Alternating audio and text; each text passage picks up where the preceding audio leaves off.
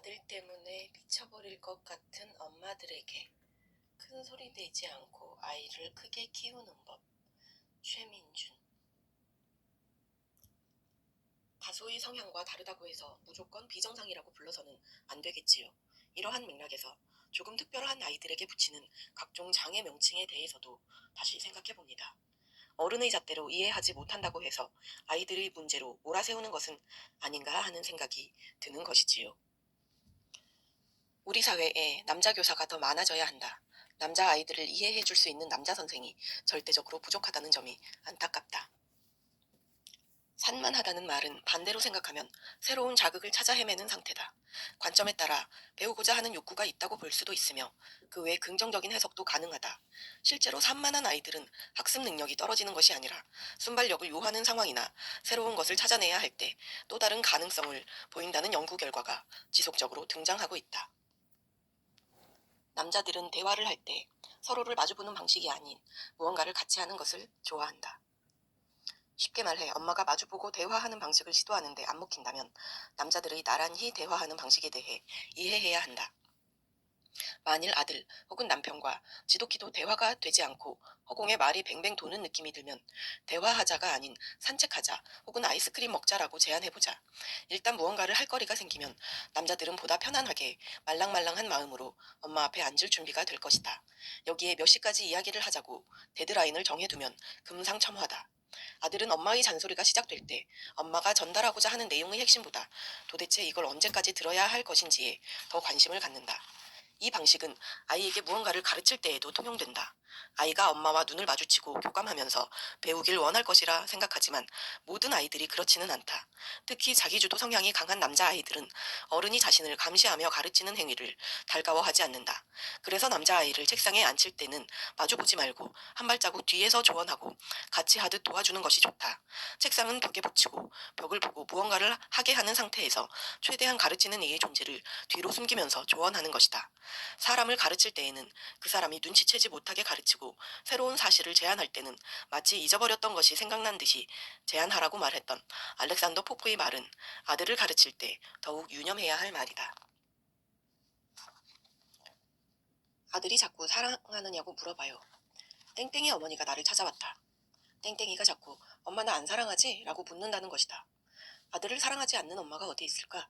어머니는 땡땡이에게 당연히 아들을 너무너무 사랑하지 라고 대답해 주려다가 아무리 생각해도 아들과 보내는 시간이 적어서 그랬다는 생각에 맞벌이를 과감하게 때려치우고 아들과 온전한 시간을 보내기 시작했다.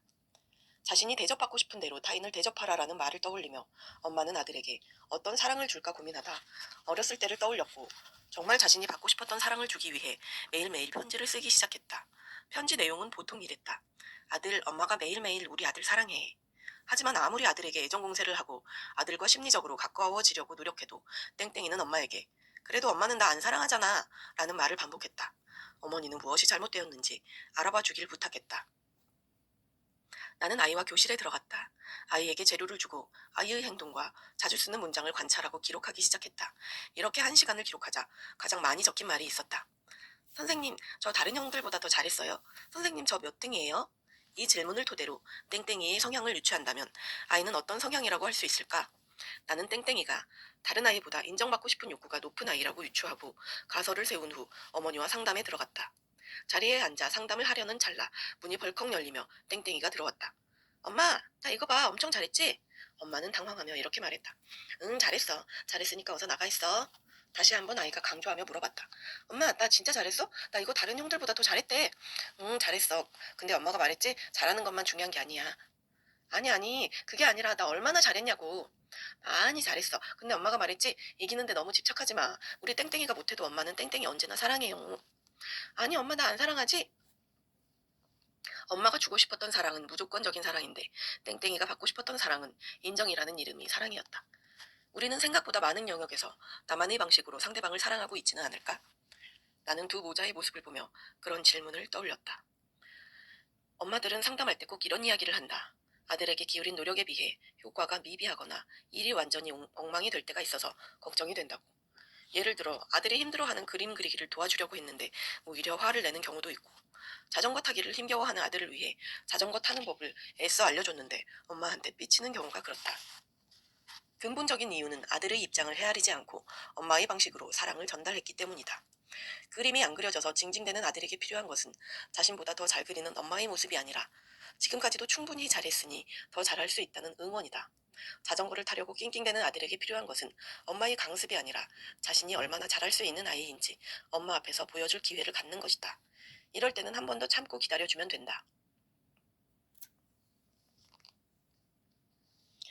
남자아이들에게 미술을 가르치겠다면 미술을 아름답게 그리는 기술을 전수하는 과정이 아니라 아이가 자신의 생각과 감정을 효과적으로 표현하는 도구라고 여기게 해야 한다. 미술 놀이가 주변 어른들과 원활하게 소통할 수 있는 창고라고 생각하고 접근하는 관점이 필요하다. 만일 아이가 어떤 과제를 싫어하게 만들고 싶다면 아이가 그 행동을 할 때마다 칭찬 스티커를 주면 된다. 가령 아이가 그림을 그릴 때마다 스티커를 주다 보면 아이는 단기간엔 그리기를 좋아하겠지만 곧 스티커와 상품 없이는 그림을 그리고 싶지 않게 될 것이다. 아이가 공부를 할 때마다 고맙다고 말하거나 스티커를 준다면 공부는 엄마를 위해 하는 것이 라는 인식이 생기고 어느 순간 공부로 엄마를 협박하는 순간이 올 것이다. 아이는 그간 엄마를 위해 그림을 그리고 공부를 해왔기 때문이다. 눈에 띄는 보상이 잦아지면 아이는 방향성을 잃는다. 칭찬과 보상은 아이가 당연히 해야 하는 모든 일을 나와는 상관없는 일로 치부해버리게 만든다. 똑같은 주제에 대해 지속적으로 집착한다고 해서 모든 아이가 탐구력이 높은 것은 아니다. 어떤 아이들은 다른 주제가 자신이 없어서 한 가지에 몰두하기도 한다. 그런데 만일 아이가 한 가지 주제에 대해 통달하려는 듯이 즐겁게 반복해서 관찰하고 찾아낸다면 그것은 키워줘야 할 재능이다. 아이를 착하다고 칭찬하는 행위에는 나는 네가 착하다고 알고 있어. 그러니 내 기대를 깨지 마. 라는 메시지가 들어있다. 칭찬은 단순히 긍정적인 생각을 불어넣어주는 도구가 아니다. 상대방을 평가하고 통제하는 무서운 도구이기도 하다.